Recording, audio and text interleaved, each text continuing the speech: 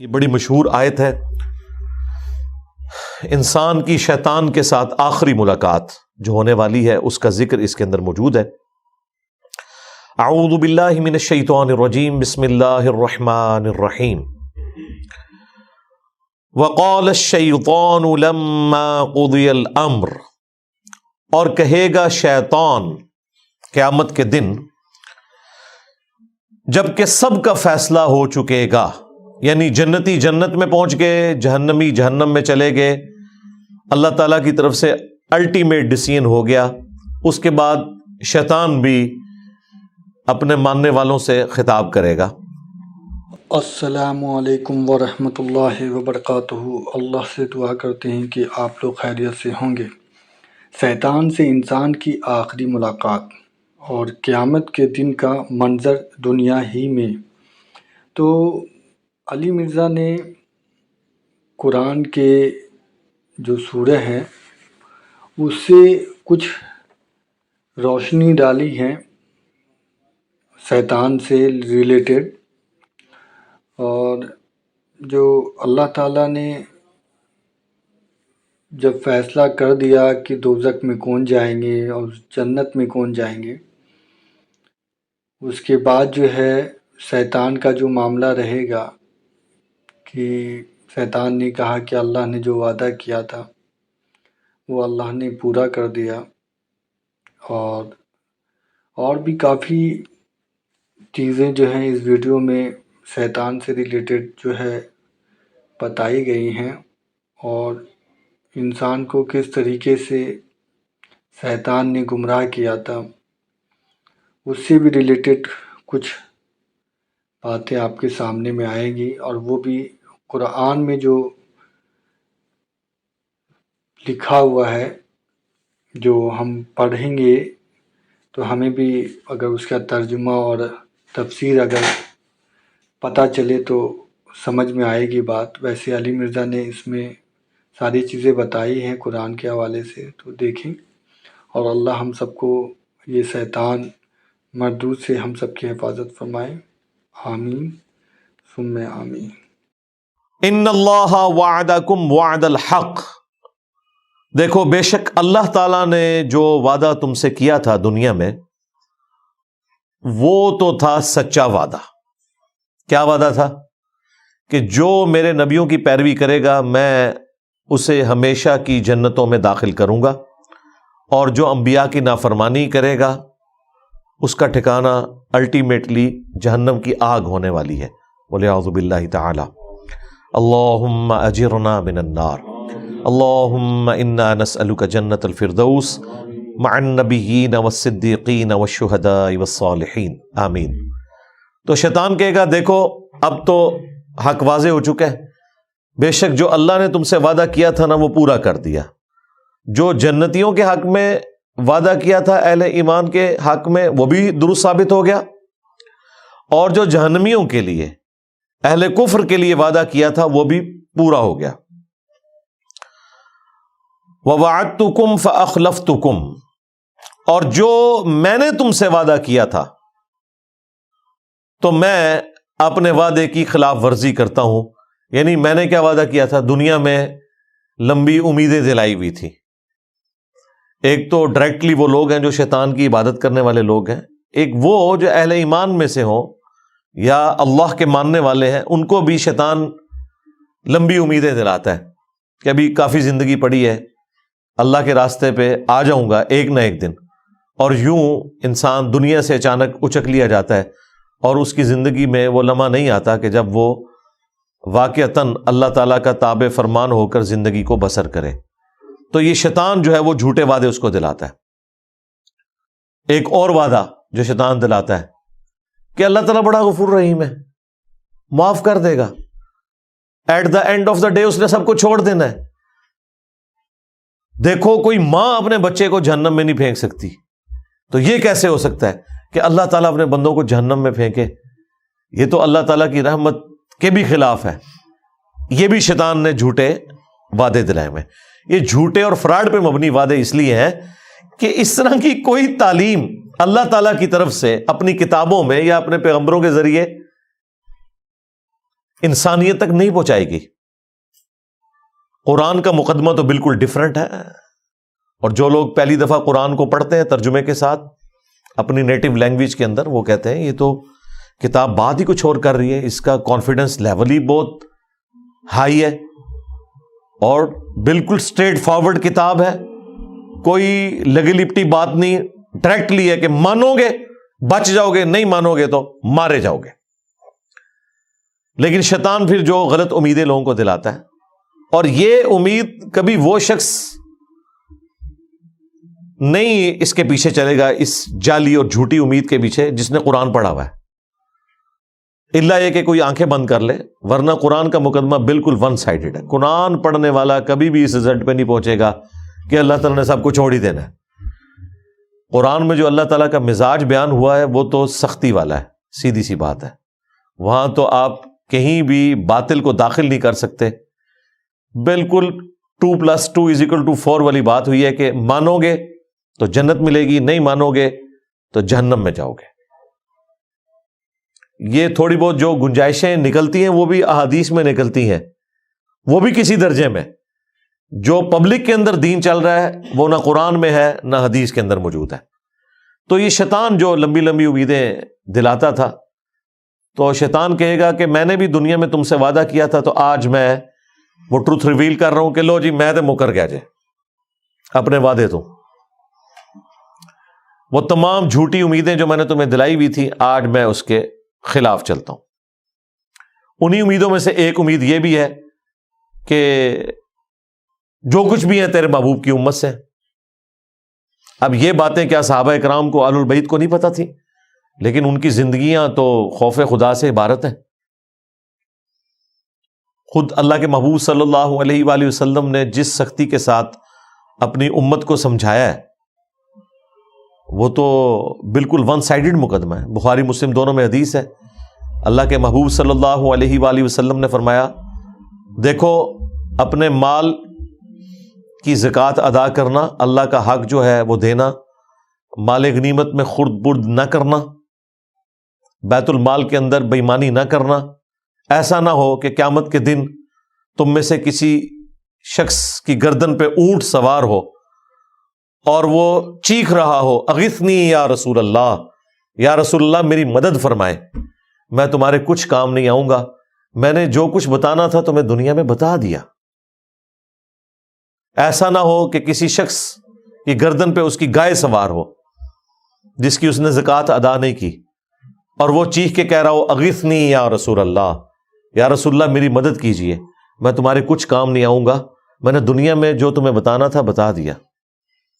پھر نبی الاسلام نے مختلف چیزیں گنوائیں، کسی کی گردن پہ بکری سوار ہو۔ آپ حیران ہوں گے، جب ہم میٹرک میں پڑھتے تھے تو ہم نے یہ بیج لگایا ہوتا تھا، اغثنی یا رسول اللہ، یا رسول اللہ میری مدد فرمائے، اور جس حدیث سے یہ جملہ نکالا ہوا ہے اس حدیث میں تو یہ ہے کہ یا رسول اللہ میری مدد فرمائے، اور رسول اللہ کیا کہیں گے، میں نے دنیا میں جو بتانا تھا وہ بتا دیا۔ بالکل الٹ چل رہا ہے معاملہ۔ پھر بخاری مسلم میں وہ مشہور زمانہ حدیث، جب اللہ تعالیٰ نے قرآن میں سورہ شعراء میں فرمایا نا کہ اپنے قریبی رشتہ داروں کو ڈر سناؤ، تو نبی الاسلام نے ایک ایک رشتہ دار کو بلایا، اے نبی کے چچا عباس، میرے مال سے جو لینا ہے لے لے، اگر اللہ کے حضور پکڑا گیا تو میں تیرے کچھ کام نہیں آؤں گا۔ اے نبی کی پھوپھی صفیہ، میرے مال سے جو لینا ہے وہ لے لے، اگر اللہ کے حضور تو پکڑی گئی تو وہاں میں تیرے کچھ کام نہیں آؤں گا۔ اے نبی کی بیٹی فاطمہ، میرے مال سے جو لینا ہے وہ لے لے، یعنی دنیا میں اس کا مالک ہوں، لیکن اگر اللہ کے حضور تو پکڑی گئی تو میں تیرے کچھ کام نہیں آؤں گا۔ حالانکہ سیدہ فاطمہ ڈیفینیٹلی جنتی عورتوں کی سردار ہیں۔ بیسیکلی ان کو سینٹرڈ کر کے ہمیں بتایا جا رہا تھا کہ اگر کوئی فراڈیا آپ کو یہ کہے کہ میرے سلسلے میں بیعت ہو جاؤ، میں تمہیں جنت میں اپنے ساتھ لے کے جاؤں گا، تو آپ نے سمجھ لینا ہے کہ ایک کہانی ہے۔ بالکل، اس لیے نبی الاسلام نے یہ بتایا۔ پھر صحیح مسلم میں حدیث ہے، جسے اس کے عمل نے پیچھے چھوڑ دیا اس کا نسب اسے آگے نہیں لے کے جا سکتا۔ ہاں، اگر جس کے اعمال درست ہیں پھر اسے فائدہ ہو سکتا ہے نسبت کا۔ پھر حسن و حسین ہی جنتی نوجوانوں کے سردار ہیں، نبی الاسلام کی بیٹی ہی جنتی عورتوں کی سردار ہے، لیکن یہ صرف نسبت کی وجہ سے نہیں ہے، اعمال بھی ایسے ہیں۔ دوسری طرف حضرت نوح علیہ السلام کا بیٹا، نسبت کوئی کام نہیں آئی کیونکہ اس کے عمل نے اس کو پیچھے چھوڑ دیا۔ تو شیطان قیامت کے دن اعلان کر دے گا، جو میں نے دنیا میں تم سے وعدہ کیا تھا نا، میں تو آج اعلان برات کر رہا ہوں تم سے۔ یعنی دیکھیں اینڈ ٹائم پہ آ کے وہ دھوکہ دے جائے گا۔ ہمیں تو ویسے دنیا میں ہی پتا ہے، اور یہ اللہ تعالیٰ کی شفقت ہے کہ اس نے اس دنیا میں آخرت کی فلم چلا دی ہے۔ یعنی یہ ہونے کے بعد اگر پتہ چل رہا ہو تو انسان کہے گا کاش مجھے دنیا میں پتہ چل جاتا نا، تو میں اپنا راستہ درست کر لیتا۔ تو سرکار دنیا میں پتہ چل چکا ہے، پیپر آؤٹ ہو چکا ہے، اس کے جوابات بھی بتا دیے گئے ہیں۔ صرف پیپر نہیں آؤٹ ہوا، جواب بھی بتا دیے گئے۔ اب کوئی شخص خود ہی بدبخت ہے کہ وہ پیغمبروں کا راستہ چھوڑ دے اور شیطان کے راستے کے اوپر چلے۔ ابھی تو جناب ذرا اگلے الفاظ سنیں، وَمَا كَانَ لِيَ عَلَيْكُم مِّن سُلْطَان، اور مجھ میں تو ایسی کوئی قدرت نہیں تھی تمہارے معاملے میں کہ میں تم پر کوئی زور زبردستی کر سکتا، إِلَّا أَن دَعَوْتُكُمْ، سوائے اس کے کہ میں تمہیں دعوت دیتا تھا۔ لیں جی، یہ مقدمہ بھی بالکل کلیئر ہے کہ جو لوگ دنیا میں کہتے ہیں کہ ہم سے شیطان نے یہ کام کروایا اور اس کی پلی لیتے ہیں، کیا خود ہوتا ہے۔ شیطان نے اس حوالے سے تو کروایا ہوتا ہے کہ وہ دعوت دیتا ہے، اس حوالے سے شیطان نے نہیں کروایا ہوتا کہ وہ زبردستی کرواتا ہے۔ یہ ذہن میں رکھیے گا، وہ صرف دعوت دیتا ہے۔ وہ تو یوسف علیہ السلام نے بھی کہا تھا کہ شیطان نے میرے بھائیوں اور میرے درمیان جدائی کر دی، لیکن یوسف علیہ السلام کے کہنے کا مقصد یہ نہیں تھا کہ میرے بھائی بے قصور ہیں، نہ، انہوں نے معافی مانگی ہے، دعوت دی شیطان نے۔ ظاہر شیطان نے تو دعوت دینی ہے۔ تو یہاں پر واضح ہے کہ شیطان قیامت کے دن کہے گا کہ مجھے تم پر کوئی زور نہیں تھا سوائے اس کے کہ میں تمہیں صرف بلاتا تھا برائی کی طرف، اور دنیا میں اچھائی کی طرف بلانے والے لوگ اور وہ سگنلز زیادہ آتے ہیں آپ کی زندگی میں ایز کمپیئر ٹو برائی کے۔ اگر آپ لسٹ ڈاؤن کریں اپنے بچپن سے لے کے جوانی تک، ماں باپ، رشتہ دار، ٹیچرز، دوست، احباب، زیادہ تر لوگ آپ کو اچھائی کی طرف بلا رہے ہوتے ہیں۔ وہ لوگ بھی جو خود برائی پہ چل رہے ہوتے ہیں نا، وہ بھی آپ کو اچھائی کا ہی درس دے رہے ہوتے ہیں۔ تو سگنلز تو وہاں سے بھی آ رہے ہوتے ہیں۔ یہ تو انسان کی اپنی مرضی ہے نا کہ وہ اچھا سگنل لیتا ہے یا برا سگنل لیتا ہے۔ تو شیطان صرف دعوت دیتا تھا دنیا میں، زور کوئی نہیں تھا۔ اس کو میں ایک مثال سے سمجھاتا ہوں اکثر، کہ اگر زمین و آسمان کے سارے شیاطین مل کے سب سے بڑے بے نمازی کو بھی نماز پڑھنے سے روکنا چاہیں، اور دوسری طرف گورنمنٹ کی طرف سے اناؤنسمنٹ ہو جو مسجد کی پہلی صف میں جماعت سے نماز ادا کرے گا اسے $1000 دیے جائیں گے، دوسری صف والے کو $500، تیسری صف والے کو $300، تو سارے شیاطین مل کے بھی ایک بے نمازی کی نماز نہیں چھڑوا سکتے۔ پھر وہ شیطان کا زور کہاں چلا گیا؟ اس وقت بھی شیطان دعوت دے رہا ہوگا، لیکن جب انسان کو اپنا نفع نقد نظر آ رہا ہے نا، تو شیطان تو شاہی کوئی نہیں سرکار، جدو نفع نقد نظر آ جائے۔ تو اللہ کے جو کمیٹڈ بندے ہیں، اللہ کے اولیاء ہیں، اللہ کے نیک بندے ہیں، اللہ کا خوف رکھنے والے لوگ ہیں، انہیں آخرت بھی نقد نظر آ رہی ہوتی ہے اپنے سامنے، اس لیے وہ اس طرح کے گناہوں سے بچ جاتے ہیں، برائی کے اعمال سے بچ جاتے ہیں، اور نیکیوں پہ ان کو استقامت نصیب ہو جاتی ہے۔ اس کا سائملٹینیس کنٹراسٹ، اگر گورنمنٹ یہ اناؤنسمنٹ کرے کہ جس نے فجر کی نماز جماعت سے نہ پڑھی اسے 15 منٹ کے لیے ایک گرم تندور میں الٹا لٹکایا جائے گا دنیا کے اندر ہی، پھر بھی آپ دیکھیں کوئی شخص سستی کا شکار نہیں ہوگا۔ اگر واقعی ایسا ہو جائے، آپ اپنے ملکوں میں دیکھ لیں، یہاں کے بگڑے ہوئے لوگ جب یورپ اور امریکہ میں جاتے ہیں کوئی قانون کی خلاف ورزی نہیں کرتے، انہیں پتا ہے یہاں پہ سگنل توڑنے کے اوپر اتنا بڑا جرمانہ ہے، اور وہاں 15-20 سال گزارنے کے بعد پاکستان میں جیسے ہی لینڈ کرتے ہیں تو فوراً یہاں پہ قانون توڑنا شروع کر دیتے ہیں۔ دنیا میں بھی ہم نے دیکھ لیا کہ جب چیک ہوتا ہے نا آپ کے اوپر فزیکل چیک، پھر یہ انٹلیکچوئل جو چیک ہے یہ خود بخود ختم ہو جاتا ہے. جو مرضی آپ کو برائی کی طرف ابھارے آپ وہ برائی نہیں کریں گے. تو شیطان بھی قیامت کے دن کہے گا مجھے تم پر کوئی زور نہیں تھا. آج تک کبھی ایسا نہیں ہوا کہ کوئی شخص نماز پڑھنے کے لیے مسجد میں جائے اور اس کے سامنے شیطان فزیکلی مسجد کے دروازے پہ کھڑا ہو اور کہ میں نے تمہیں اندر نہیں جانے دینا. نیور. یا وہ بازو سے پکڑ کے کہیں اور پھینک دے. ایسا کبھی بھی نہیں ہوگا. اسے زور ہی کوئی نہیں ہے. اور یہ بھی نہیں ہوگا کہ اذان کی آواز سن کر آٹومیٹکلی آپ کے قدم مسجد کی طرف چل پڑے. ہاں، وہ اللہ نے آپ کو اختیار دیا ہوا ہے، اسی کے بدلے آپ کو جنت ملنے والی ہے. اتنا آسان کام ہوتا تو پھر ٹیسٹ تو ختم ہو جاتا، پھر جنت اور دوزخ والا معاملہ تو ختم ہو جاتا. بخاری مسلم میں حدیث ہے، اللہ تعالیٰ نے جنت کو ناگوار چیزوں سے ڈھانپ رکھا ہے اور دوزخ کو خوشگوار چیزوں سے ڈھانپ رکھا ہے. یعنی جنت تک پہنچنے کے لیے آپ کو ناگوار چیزوں کا سامنا کرنا پڑے گا. نمازوں کی مشقت، غسل کی مشقت، روزوں کی مشقت، حلال اور حرام میں تمیز کرنے کی مشقت، یہ ساری ناگوار ہیں طبیعت کے اوپر چیزیں. اور جہنم کو اللہ تعالیٰ نے خوشگوار چیزوں سے ڈھانپ رکھا ہے. یعنی تمام شہوات،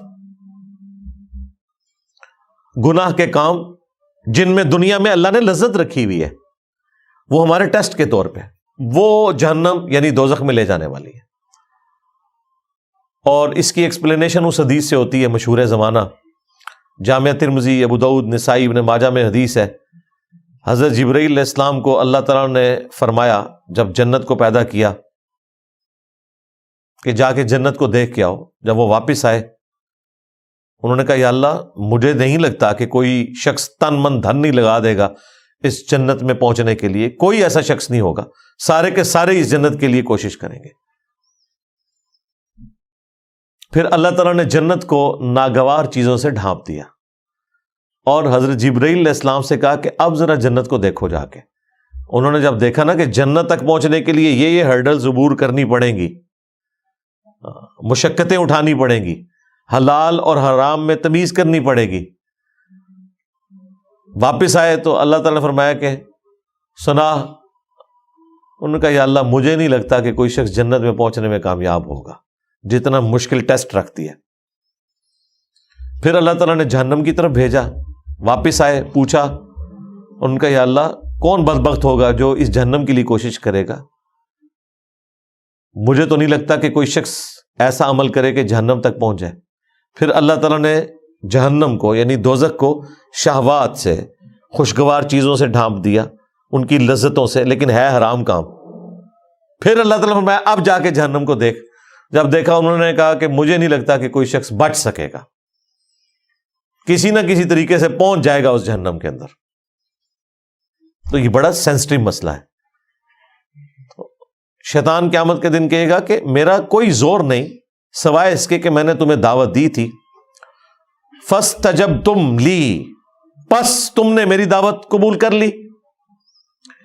یعنی دعوت مؤذن بھی دے رہا تھا اذان کے ذریعے مسجد میں، اور دل سے بھی سگنل آ رہے تھے.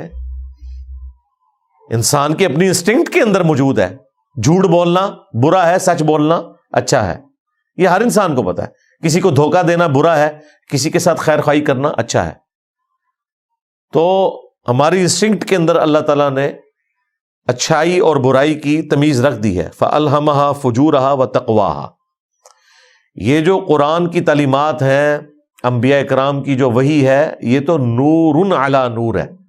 آلریڈی ہماری انسٹنکٹ کے اندر نور موجود ہے اچھائی اور برائی میں تمیز کرنے کا. انبیاء کی دعوت کے بغیر بھی موجود ہے، لیکن یہ انبیاء کی دعوت کے ذریعے اللہ تعالیٰ نے حجت تمام کی ہے کہ کوئی شخص قیامت کے دن، سورہ النساء میں آتا ہے نا کہ ہم نے رسولوں کو، انبیاء کو اس لیے بھیجا کہ اللہ کے خلاف کوئی حجت نہ قائم کر سکے. رسولوں کے آنے کے بعد کوئی بالکل ہی گیا گزرا آدمی تھا، ہٹ دھرمی پہ اڑا ہوا تھا، اس کے لیے بھی حجت تمام ہو جائے کہ مجھے بتا دیا گیا تھا دنیا میں. تو میں نے تو صرف تمہیں دعوت دی تھی اور تم نے وہ میری دعوت قبول کر لی. فلا تلومونی، تو آج کے دن مجھے ملامت مت کرو، مجھے برا نہ کہو. ہاں، شیطان کہہ رہے ہیں میرے خلاف بھی کلپ نہیں ریکارڈ کرانا. کلپ ریکارڈ کروانا ہے تو وَلُومُوا أَنفُسَكُمْ، اپنے آپ کو ملامت کرو. وہ پنجابی میں محاورتاً بولا جاتا ہے نا، منو نہ پیٹ، اپنی جان نو پیٹ. آج مجھے ملامت نہ کرو، اپنی جان کو ملامت کرو. ما انا بمصرخکم، میں آج کے دن تمہاری کوئی فریاد نہیں سن سکتا، کوئی مشکل کشائی تمہارے ساتھ نہیں کر سکتا. وما انتم بمصرخی، اور نہ تم کوئی میری مدد کر سکتے ہو. دیکھ لیں، بالکل اس نے سب کچھ چھوڑ دیا. اگر کوئی امید بھی تھی کسی شیطان کے اوپر تو وہ بھی ختم ہو گئی. یہ شیطان وہ بڑا شیطان بھی ہوگا اور اس کے جتنے چیلے ہیں وہ بھی شیاطین. ان بزرگوں کے بارے میں بھی آیا ہوا ہے سورۃ الاعراف کے اندر کہ جب کبھی بھی کوئی امت جہنم میں داخل کی جائے گی تو وہ اپنے بزرگوں کے اوپر لعنت بھیجے گی اور کہے گی اے اللہ ہمارے بزرگوں کو ڈبل عذاب دے کہ ان کی وجہ سے ہم گمراہ ہوئے. اللہ تعالیٰ فرمائے گا تم دونوں کے لیے ڈبل عذاب ہے. اور جب وہ جہنم میں پہنچیں گے تو ان کے پھر بزرگ کہیں گے ہاں بھائی کوئی فائدہ تو نہیں ہوا، دیکھو تمہارے لیے بھی ڈبل عذاب ہے. سورۃ العذاب میں بھی آیا اینڈ پہ جا کے، کیونکہ ہر آنے والا اپنے بعد آنے والے کے لیے تو بزرگ ہی ہے نا، اس کے لیے وہ غلط لیگیسی چھوڑ کے جا رہا ہے نا. انی کفرت بما اشرکتمونی، بے شک میں کفر کرتا ہوں، اس معاملے میں انکار کرتا ہوں جو تم میرے ساتھ شریک ٹھہرایا کرتے تھے من قبل، آج سے پہلے. یعنی میں اس کا بھی انکار کرتا ہوں. تم نے اپنا بیڑا غرق خود کیا. اگر تم نے مجھے شریک ٹھہرایا اللہ کے مقابلے پہ، اپنی نفسانی خواہشات کو شریک ٹھہرایا، تو میں اس سے بھی انکاری ہوں. میرا کوئی لینا دینا نہیں، میں نے تو صرف دعوت دی تھی. برائی پہ تم خود چلے. اگر تم نے اللہ کے مقابلے پہ مجھے کھڑا کیا تو مجرم تم ہو. میں اعلان برات کرتا ہوں. ان الظالمین لہم عذاب علیم، بے شک جو ظالم ہے ان کے لیے دردناک عذاب ہے. اللہم اجرنا من النار. دیکھ لیں جی، جن پہ تکیہ تھا وہی پتے ہوا دینے لگے. شیطان کے اوپر تکیہ کر کے بیٹھے ہوئے تھے، شیطان کے ایجنٹوں کے اوپر تکیہ کر کے بیٹھے ہوئے تھے، جن بزرگوں کے اوپر تکیہ کر کے بیٹھے ہوئے تھے وہ تو خود جہنم میں پہنچ گئے. تو ادھر جا کے تو اللہ ہی کی بادشاہت ہے. دنیا میں بھی اللہ کی بادشاہت ہے، لیکن دنیا میں اللہ تعالیٰ نے کھلی چھٹی دی ہوئی ہے. آخرت میں اللہ تعالیٰ نے چھٹی نہیں رکھی، پھر وہ تو ہار اور جیت کے فیصلے کا دن ہے، یوم التغابن ہے. یہ جو سورہ ابراہیم کی آیت نمبر 22،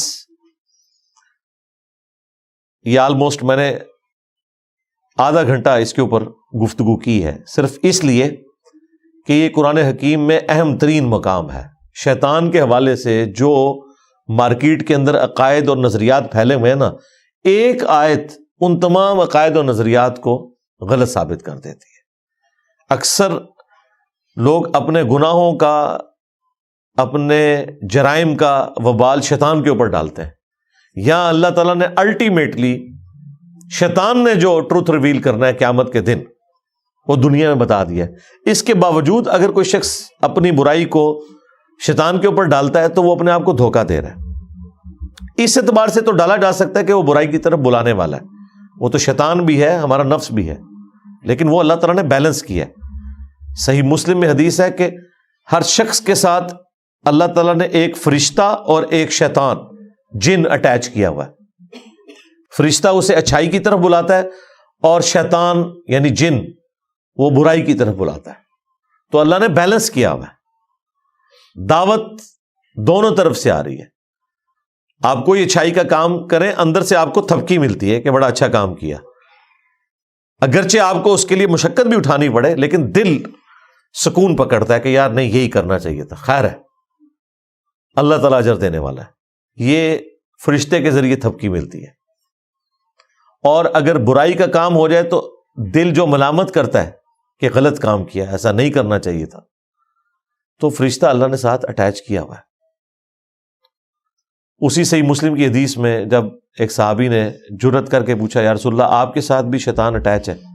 آپ نے فرمایا ہاں میرے ساتھ بھی شیطان اٹیچ تھا، لیکن اللہ نے اس سے میرا مطیع کر دیا، وہ مجھے اب نیکی کی طرف ہی بلاتا ہے۔ یعنی نبی علیہ السلام کے ساتھ جو شیطان اٹیچ تھا وہ مسلمان ہو گیا، اور یہ اللہ تعالیٰ کا ایک خاص کرم، چونکہ انبیاء اکرام اللہ تعالیٰ کے مخلص بندے ہیں، چنے ہوئے بندے، ان کو اللہ تعالیٰ بچا لیتا ہے۔ ایک لفظ ہے مخلص، مخلص کہتے ہیں اخلاص، کمٹمنٹ شو کرنے والا، مخلص جسے اللہ اپنے لیے خالص کر لے، وہ صرف انبیاء اکرام ہوتے ہیں علیہم السلام۔ لہذا قصہ آدم اور ابلیس میں جہاں کہیں شیطان کا یہ جملہ آتا ہے نا کہ میں تیرے بندوں کو گمراہ کر دوں گا سوائے ان کے کہ جو تیرے مخلص بندے ہوں گے، وہاں مخلص بندوں سے مراد صرف انبیاء ہے۔ انبیاء کے بعد کوئی بھی مخلص نہیں ہے، سب کے سب مخلص ہیں، انہوں نے اپنی محنت سے ہی بچنا ہے۔ لیکن انبیاء کے کیس میں اللہ تعالیٰ کی رحمت، اس کی اسپیشل پروٹیکشن، وہ انہیں برائی سے بچا لیتی ہے۔ اس طرح کی پروٹیکشن عام بندوں کے کیس میں بھی کبھی کبھار اللہ تعالیٰ چاہے تو فرما سکتا ہے، لیکن اللہ کا کوئی وعدہ نہیں ہے کہ ضرور ایسا کرے گا، وہ خود ہی اس نے بچنا ہے تو بچنا ہے، اور اسی میں اس کے لیے انعام ہے۔ حضرت یوسف علیہ السلام کے بارے میں قرآن میں آیا نا کہ اس عورت نے یوسف کا قصد کیا، یوسف بھی قصد کر لیتا اگر اپنے رب کی برہان دلیل نہ دیکھتا۔ یعنی اللہ تعالیٰ نے کلیئر کر دیا کہ یوسف علیہ السلام کو ہم نے بچایا، اور پھر اس کے ساتھ آیا کہ بے شک ہمارے وہ مخلص بندوں میں سے تھے، ہم نے ان کو اپنے لیے خالص کر لیا تھا۔ اللہ نے انبیاء کو اپنے لیے خالص کر لیا، باقی لوگ محنت کے ذریعے اپنے آپ کو اللہ کے لیے خالص کرتے ہیں، اور انبیاء اکرام کو اللہ تعالیٰ خود سے اپنے لیے خالص کر لیتا ہے، کیونکہ ان کو اللہ تعالیٰ نے انسانیت کا امام بنانا ہوتا ہے، ان کی اسپیشل پروٹیکشن ہوتی ہے، تکلیف سے وہ بھی گزرتے ہیں، آزمائش سے وہ بھی گزرتے ہیں، اور جو گناہ کی لذت ہے وہ والا معاملہ انبیاء کے ساتھ بھی اٹیچ ہوتا ہے کہ ان کے لیے بھی گناہ میں لذت موجود ہوتی ہے، لیکن اللہ تعالیٰ ان پہ خاص کرم فرماتا ہے، اللہ کے خوف اور تقوی کا ایسا ان پہ غلبہ ہوتا ہے کہ گناہ کی لذت پھر پیچھے رہ جاتی ہے۔ لیکن یہ نہیں ہے کہ لذت ان کے لیے نہیں ہے، ورنہ تو ان کا ٹیسٹ ختم ہو جائے، ان کی تو پھر باقی لوگوں پہ فضیلت بھی ختم ہو جائے۔ لذت ہونے کے باوجود وہ خوف خدا کی وجہ سے، اللہ کے اسپیشل کرم کی وجہ سے بچ جاتے ہیں۔ اس کو آپ دنیا میں ایک مثال سے سمجھیں، آپ کو کئی دن کا فاقہ ہو اور آپ کے سامنے آپ کی مرضی کا کھانا رکھ دیا جائے، بریانی یا چکن پلاؤ یا چکن قورمہ،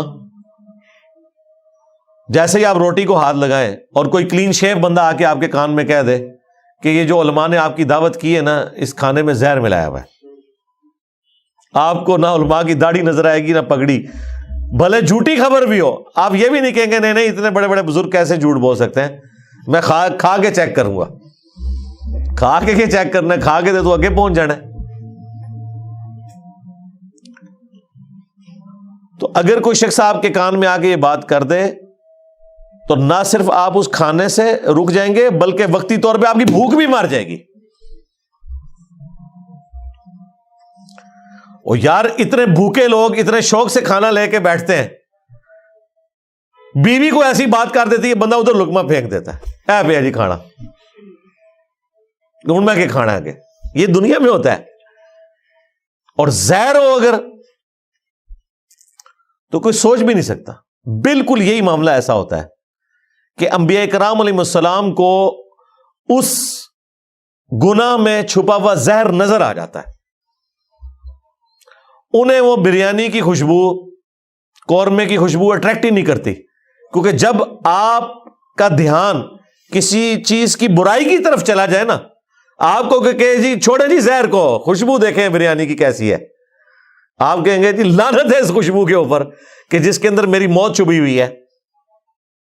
خوشبو بھی اس کی جو ہے نا اٹریکٹ کرنا آپ کو بند کر دے گی. ایک اور مثال، موٹر وے پہ آپ کبھی سفر کریں، جو بندے پہلی دفعہ موٹر وے پہ جاتے ہیں نا، تو ظاہر ہے جو دونوں طرف کی گرینری ہے، خوبصورتی ہے، اور بالکل ایک دنیا سے الگ آپ جا رہے ہوتے ہیں ٹریولنگ کرتے ہوئے، انجوائے کرتے ہیں. لیکن اگر آپ پبلک ٹرانسپورٹ میں سفر کر رہے ہیں اور آپ کو سخت پیشاب آیا ہوا ہے، اور ڈرائیور کہتا ہے جی کہ اگلا سٹاپ تو آئے گا 50 کلومیٹر بعد، اس سے پہلے تو میں نے گاڑی کوئی نہیں روکنی، اور اس بس کے اندر کوئی انتظام بھی ٹوائلٹ کا موجود نہیں ہے، اس سخت تکلیف کے اندر اگر آپ کو کہ او دیکھ کتنا سونا درخت ہے یار، آپ کو کیا اس درخت کی خوبصورتی اٹریکٹ کرے گی؟ نہیں. آپ کی ٹوٹل توجہ اس وقت یہ ہوگی کہ کسی طریقے سے میری عزت بچ جائے اور میں اس تکلیف سے نکل جاؤں. یہ نہیں ہے کہ اس چیز کی خوبصورتی ختم ہو گئی ہے، وہ اپنی جگہ موجود ہے، لیکن آپ کسی اسٹیٹ آف مائنڈ ڈفرنٹ میں چلے گئے. جن لوگوں کو اللہ کا خوف ہوتا ہے، اسپیشلی انبیاء کرام علیہ السلام، وہ گناہوں سے بچتے اس لیے ہیں کہ اللہ تبارک و تعالی ان کے اوپر ان چیزوں کی حقیقت کھول دیتا ہے. صحیح بخاری میں حدیث ہے، ایک یہودیہ نے نبی علیہ السلام کی دعوت کی اور اس کے اندر زہر ملا دیا. چھوٹا گوشت تھا، بکری کا گوشت، اور آپ بڑے شوق سے تناول فرماتے تھے. آپ نے جیسی بوٹی اپنی زبان پہ رکھی، اس بوٹی میں سے آواز آئی کہ مجھ میں زہر ہے، تو نبی علیہ السلام نے وہ تھوک دی. لیکن اس سے پہلے کچھ صحابہ کھا چکے تھے، وہ شہید ہو گئے. ابو داؤد میں آتا ہے کہ ساتھ سے پھر اس عورت کو بھی قتل کروایا گیا. البتہ نبی علیہ السلام کی زبان پہ رکھنے کی وجہ سے اس زہر کا اثر آپ کے اندر چلا گیا. اور پھر 4 سال کے بعد جب نبی علیہ السلام کی وفات کا وقت قریب آیا تو اللہ تعالیٰ نے اس زہر کو واپس کیا، اور آپ کی ڈیتھ اس زہر کے اثر کی وجہ سے ہوئی. بخاری میں آتا ہے عائشہ جو خیبر کے موقع پہ مجھے زہر دیا گیا، وہ مسلسل میری رگیں کاٹ رہا ہے. تو یہ ایک معجزانہ معاملہ ہے. جب نبی علیہ السلام کو اللہ تعالیٰ نے وہ دکھا دیا، پھر ظاہر ہے آپ تو وہ اپنا پسندیدہ گوشت بھی اندر نہیں کریں گے، آپ نے تو تھوک دیا. تو شیطان جتنا مرضی مزین کر کے پیغمبروں کے سامنے، اللہ کے نیک بندوں کے سامنے برائی کو پیش کرے، بہرحال جب ان کی توجہ اس عذاب کی طرف جاتی ہے، اس تکلیف کی طرف جاتی ہے جو اس چھوٹی سی لذت کے اگینسٹ ہونے والی ہے، تو ان کے لیے پھر اس لذت کو چھوڑنا آسان ہو جاتا ہے، کیونکہ اس لذت کے اندر چھپی ہوئی سزا کی کڑواہٹ، اس کی تکلیف ان کے اوپر ایسا غلبہ کرتی ہے کہ وہ بچ جاتے ہیں. اس وجہ سے وہ مخلص بندے ہوتے ہیں. نان انبیاء کیا کریں گے؟ عددن انبیاء، وہ پھر دین کا علم اتنا حاصل کریں اور کنٹینیوسلی اللہ تعالی کے ساتھ کمیٹڈ رہے، تو وہ بھی کسی نہ کسی درجے میں اس مقام کو حاصل کر سکتے ہیں. اسی لیے ہم مانتے ہیں کہ انبیاء اکرام تو معصوم ہیں، مخلص ہیں، لیکن انبیاء اکرام کے اہل البیت، ان کے جانثار صحابہ حضور کی صحبت کی وجہ سے یا انبیاء کرام علیہ السلام کی صحبت کی وجہ سے بہرحال اس لیول پہ پہنچ جاتے ہیں کہ ان سے بھی گناہ پھر سرزد نہیں ہوتا، کیونکہ گناہ کی برائی اور اس کا عذاب ان پہ عیاں ہو چکا ہوتا ہے. اس کی وجہ سے کبھی بھی ان کا ہاتھ اس طرف بڑھتا نہیں ہے. جس کا ہاتھ ایک دفعہ گرم استری سے جل جائے نا، وہ دوبارہ ٹھنڈی استری کو بھی اس طریقے سے ہاتھ نہیں لگاتا، یوں کر کے صرف چیک کرتا ہے، بھلے اسے یقین ہو یہ ٹھنڈی بھی ہے، رسک کوئی نہیں لیتا نا. تو جن کے اوپر آخرت کی حقیقت کھل چکی ہوتی ہے، اللہ تعالیٰ کے عذاب کی حقیقت کھل چکی ہوتی ہے، وہ بچ جاتے ہیں پھر اس طرح کی چیزوں سے. اللہم اجرنا من النار. سبحانک اللہم وبحمدک اشہد ان لا الہ الا انت استغفرک واتوب الیک وما علینا الا البلاغ المبین. جزاکم اللہ خیرا.